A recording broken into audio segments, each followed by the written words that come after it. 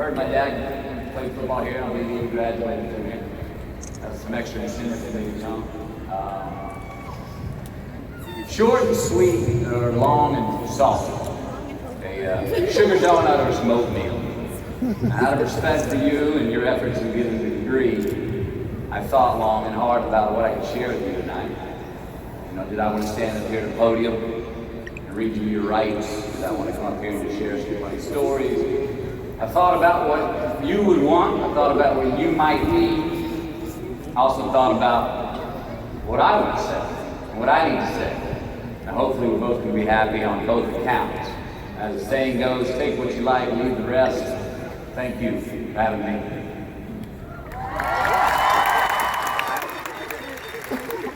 So before I share with you some what I do know, I want to talk with you about what I don't know. Now, I have two older brothers. One was in high school in the early 1970s, and this was a time when a high school GED got you a job. The college degree was exemplary. My other brother, Pat, was in high school in the early 80s, and by this time, the GED wasn't enough to guarantee employment. You needed a college degree, and if you got one, you had a pretty good chance to get the kind of job that you wanted after you graduated.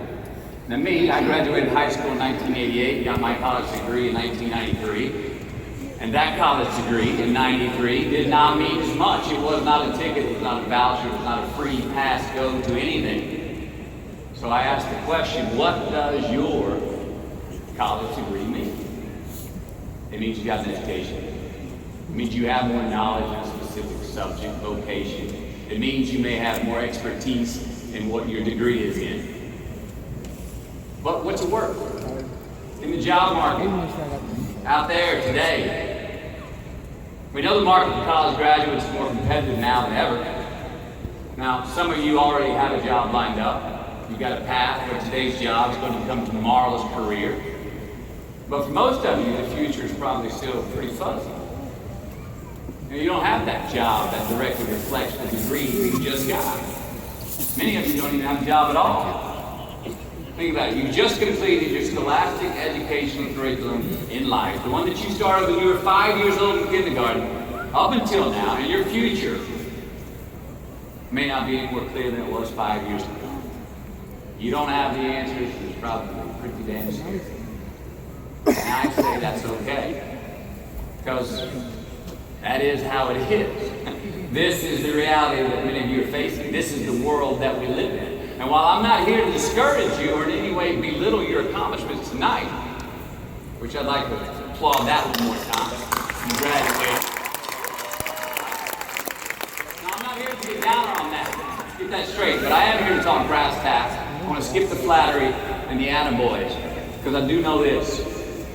The sooner that we become less impressed with our life, with our accomplishments, with our career, with whatever that prospect is in front of us, the sooner we become less impressed and more involved with that and these things, the sooner we get a whole lot better at doing it. So, I'm going to talk to you about some things that I've learned in my journey. Most from experience, some of them I heard in passing, many of them I'm still practicing, but all of them I do believe are true. Now, they may be truths to me, but don't think that that makes them mine, because you cannot own the truth. So please think of these as signposts, approaches, paradigms that give some science to satisfaction. They're yours to steal, they're yours to share, like into your own lives, to personally apply in your own lives, in your own way, should you choose to. So, here we go. Number one, this should come up on the Jumbotron. Life's not easy. Is it up there? Life is not easy. It is not. Don't try to make it that way. Life's not fair. It never was. It isn't now and it won't ever be. Do not fall into the trap, the entitlement trap, of feeling like you're a victim. You are not. Get over it and get on. And yes, most things are more rewarding when you win the sweat to get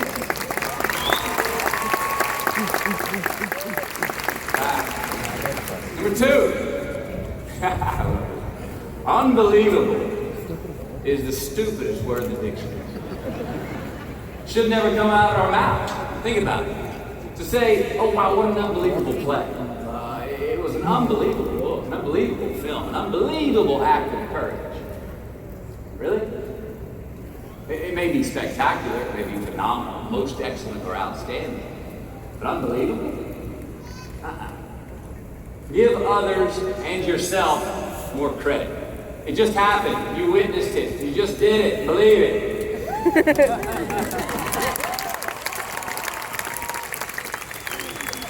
What about the other side of unbelievable? You know, that side when we humans underperform or act out of our best character. For instance, man flies a suicide jet into the World Trade Center. Millions die from diseases every day that we have cures for. Bob the builder swears that he's going to have your house built by Thanksgiving, and you can't move in until Christmas the next year. Our best friends lie to us, and we lie to ourselves all the time. Unbelievable? I don't think so. Again, it just happens, and it happens every day. Nothing that we Homo sapien earthlings do is unbelievable. And if there's one thing you can depend on people being, it's people. So we shouldn't be surprised. We, us, are the trickiest mammals walking the planet. I'm not worried about the monkeys. I'm worried about you and me. So acknowledge the acts of greatness as real, and do not be naive about mankind's capacity for evil, nor be in denial of our own shortcomings. Nothing we do is unbelievable. It is a stupid word. I think it's an unbelievably stupid word. That's number 2. So, number 3, happiness is different than joy. You hear that all the time, don't you? I just want to be happy. Oh, I just want to be happy. But what's happiness? Happiness is an emotional response to an outcome. If I win, I will be happy. If I don't, I won't. It's an if-then, cause and effect, quid pro quo standard that we cannot sustain because we immediately raise it every time we attain it. See, happiness demands a certain outcome. It is result reliant. And I say if happiness is what you're after, then you're going to be let down frequently, and you're going to be unhappy much of your time. Joy, though, joy is a different thing. It's something else. Joy is not a choice. It's not a response to some result. It's a constant. Joy is the feeling that we have from doing what we are fashioned to do, no matter the outcome. Now, personally, as an actor, I started enjoying my work and literally being more happy when I stopped trying to make the daily labor a means to a certain end. For example, I need this film to be a box office success. You know, I need my performance to be acknowledged. I need the respect of my peers. All of those are reasonable aspirations, but the truth is, as soon as the work, the daily making of the movie, the doing of the deed became the reward in itself for me, I got more box office, more accolades and respect than I ever had before.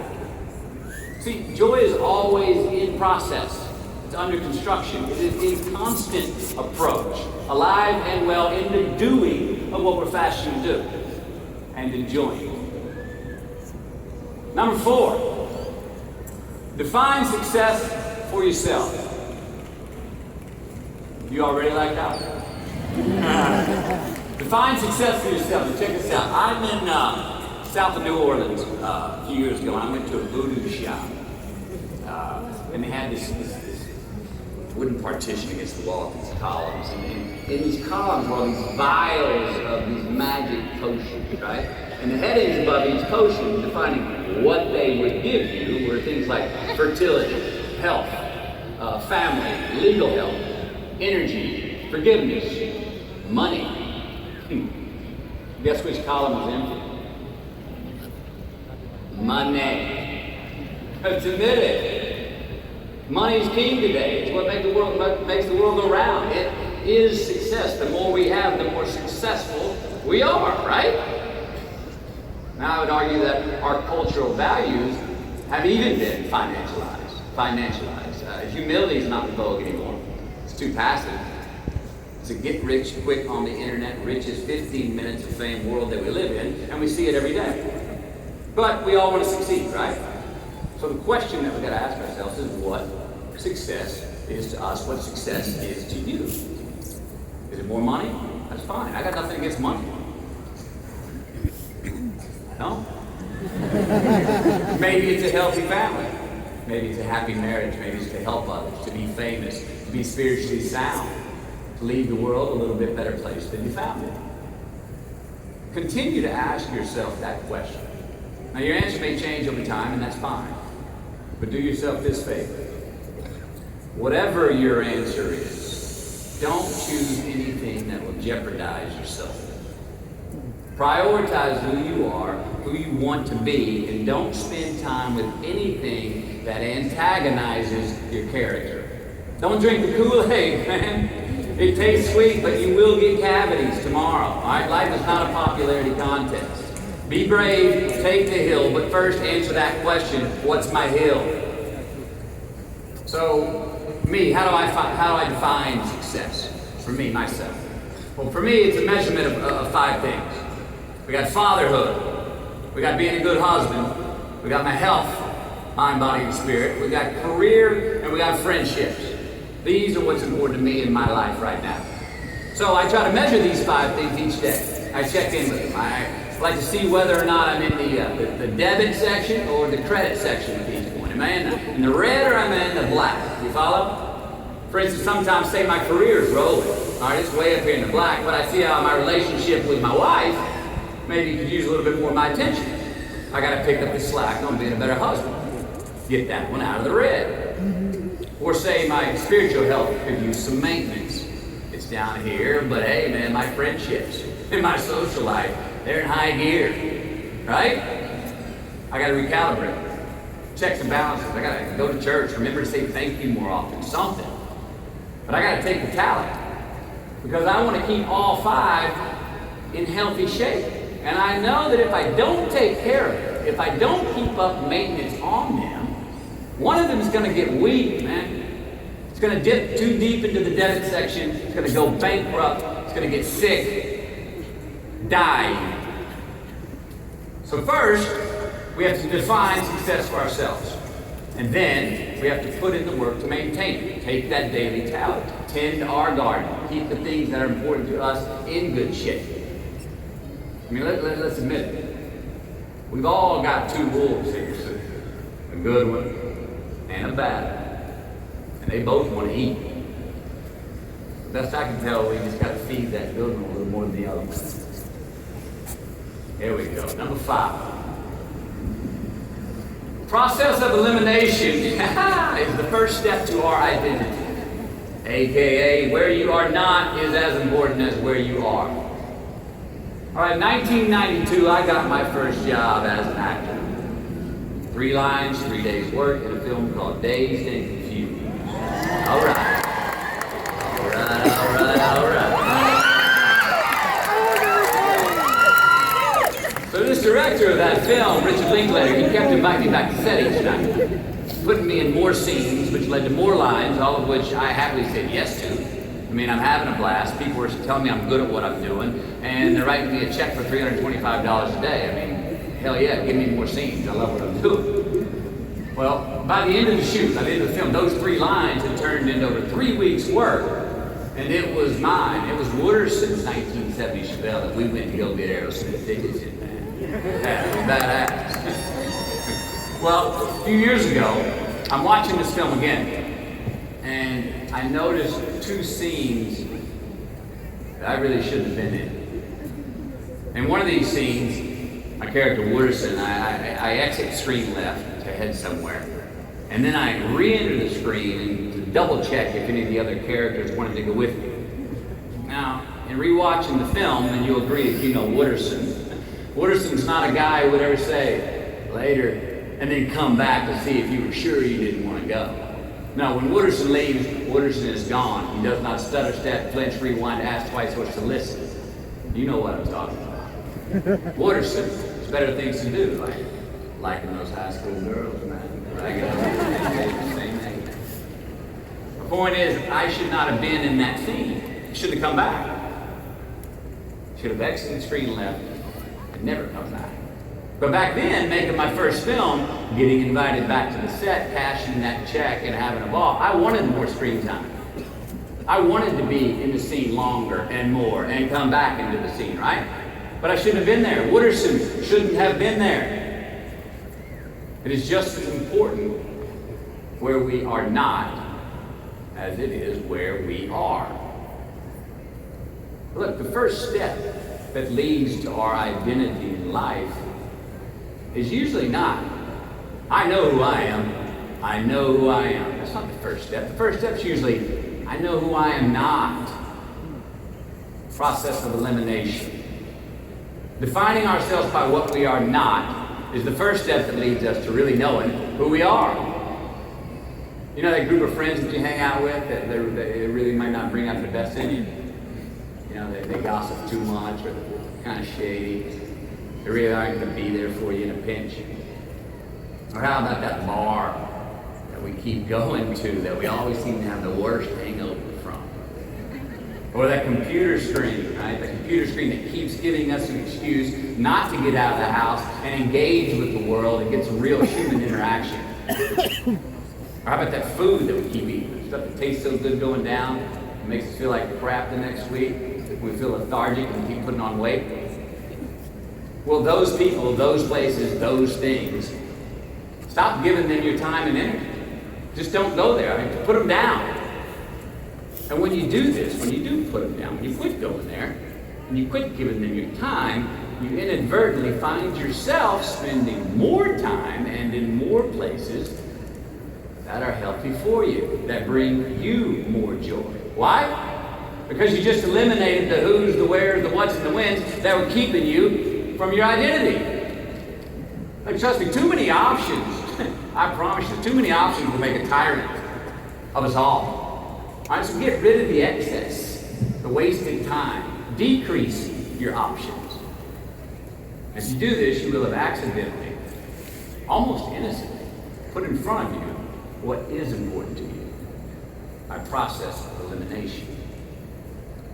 Knowing who we are is hard. It's hard. So give yourself a break.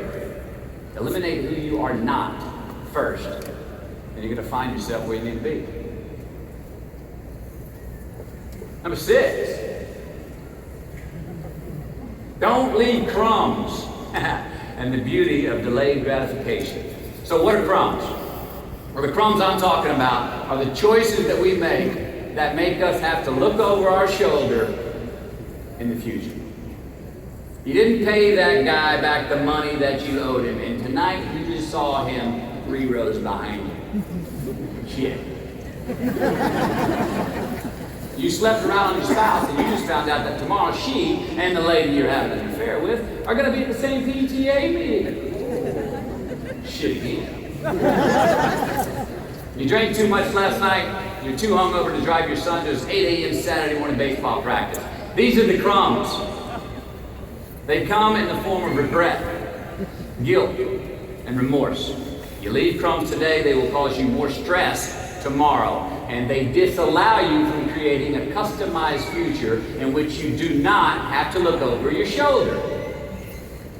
So let's flip the script. Instead of creating outcomes that take from us, let's create more outcomes that pay us back.